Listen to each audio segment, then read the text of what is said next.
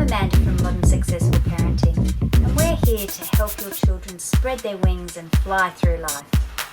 Today we're looking at social skills and those skills that the children need to be able to become successful young adults. Now you think, oh, it's a long time until they're adults, but it actually goes quite quickly. And those social skills that we learn when we're coming up to 5 years of age, in those early years, are so important to our whole life. Our children are really our greatest joy and our greatest asset. They are the people who are going to be our leaders. They're the people who are going to be our scientists and being able to solve our world problems. So the first 5 years are so important to their upbringing. We send them to kindy. Over 70% of their knowledge is learnt in the first 5 years.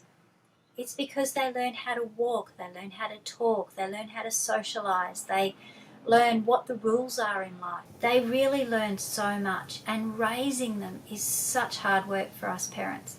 But it's okay because we can teach them so many things that make our lives a lot easier and make their lives a lot easier in the future. So children develop at all different ages and all different rates. So sometimes you'll find 3-year-olds that are very eloquent, and you'll find other 3-year-olds that can hardly put a sentence together.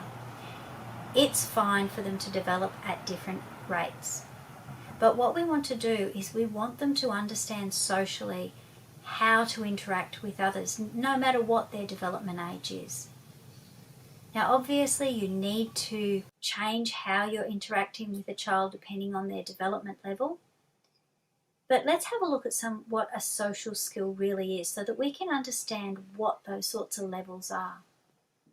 A social skill is any level of competence facilitating the interaction and communication with others where social rules and relations are created, communicated, and changed in verbal and non-verbal ways. Now that's a big mouthful, isn't it? That is so complex, and you think, oh, there's too many really, really tricky words in there. But it's all it is how we interact with others and what's socially acceptable. And that includes how close you are. That's non-verbal ways, is how close you are to someone else, or what actions you do with your hands. Basically, it's how we act appropriately in a social situation. And that's all it is. It's whether we're interacting with other adults, children, pets, or even our siblings. Now, children, as I said, develop at all different ages and at all different rates. Basically, by the time they're coming up to 4 years of age, they're really curious about the world. They want to interact with anything in the world, whether it be pets, whether it be nature, whether it be their environment, other people. They want to learn about what's happening around them. They want to start doing and mimicking things that you do.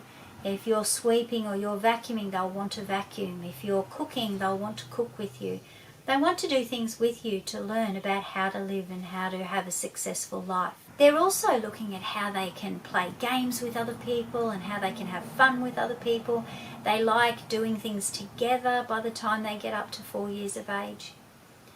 So what we're going to look at today is our social interactions. We're going to look at it in 3 different areas. The first area is at home. The next one is their emotions and how you can help them control their emotions, and then how they interact with others. So let's look at some of the skills that children need at home, social skills. One of the most important skills is that they know what their name is. So that they know that there's a first name and a last name, but initially that there's a first name, that they know what the difference is between a boy and a girl, and they also need to know what age they are, so they can put their fingers up of what age they are. And this is all important for their self-understanding, and understanding themselves really helps them in their social situation. Now at the age of 3, they get a little bit more complex with what they're doing at home. They should be able to fully dress themselves. So if you leave clothes out, they should be able to get themselves dressed. Now you might say, oh, but it takes them ages. Yes, it takes them ages. But remember, learning is about repetition. So the more that they do this, the better they get at it and the quicker they get at it. So looking at social skills at home, we're looking at the 2-year-old needs to really be able to know what their name is, so they can say their name, and that the difference between what a boy and a girl is, that there are differences between boys and girls, and also that they know what age they are, so that they can put their fingers up to say that they're 2. And then that will develop through to, at the age of 4, they know their address. They should know that they have 2 names or 3 names, or that they know their first name and their last name at least. They need to be able to tell people what their suburb is, even if they don't know the actual address. Maybe some children even know their mum's telephone number. So these are important skills that they have to be able to understand at this age.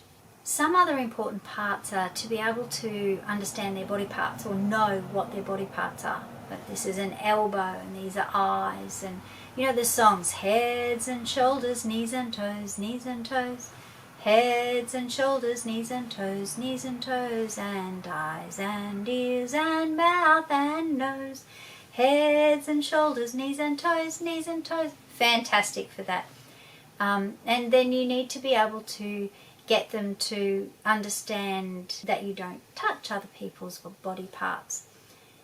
And this is awful, but by the time they're 5, they really have to understand that other people shouldn't be touching where their bathers are.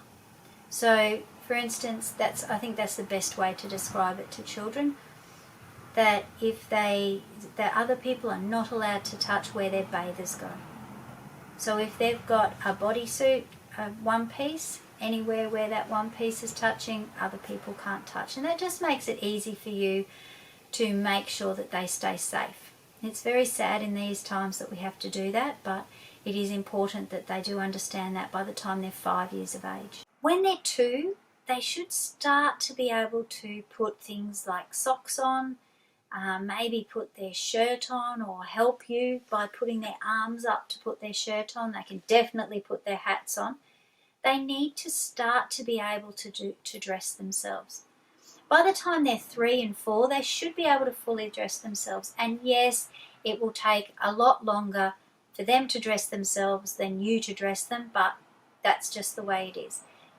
Remember that they learn through repetition. So the more you allow them to do that learning of getting dressed, the quicker that they'll become, and then the easier it will be for you. I can remember though, one of my friend's children had learnt how to dress herself, and she would go through at least 10 different outfits in a day. But what she ended up teaching her was how to put things back in the cupboards. So initially the room was a huge mess, but very quickly, whenever she came out with a new outfit, the mother would take her back and make her put her things away and put her dresses back, and they had a special area where they'd worn clothes and an area where they hadn't worn clothes. So it made things a little bit easier for her, but dressing was something that child loved doing. So they do need to be able to put on their shoes. Now, Velcro shoes are fantastic because it gives them that independence. However, by the time they're at school, if they have to wear lace-up shoes, please teach them how to do their shoelaces. Teachers do try to teach the kids how to do shoelaces, but it's really, really hard. It's something that you need to do individually with the children. So make sure that by the time they get to school at 5 years of age that they can do their shoelaces up, or are well on their way to doing their shoelaces up. Thank you for watching Modern Successful Parenting. All advice and information given during this course is designed for general use only. If you have any concerns for your child, please seek professional advice as soon as possible. For terms and conditions, see website www.modernsuccessfulparenting.com.au. Thank you.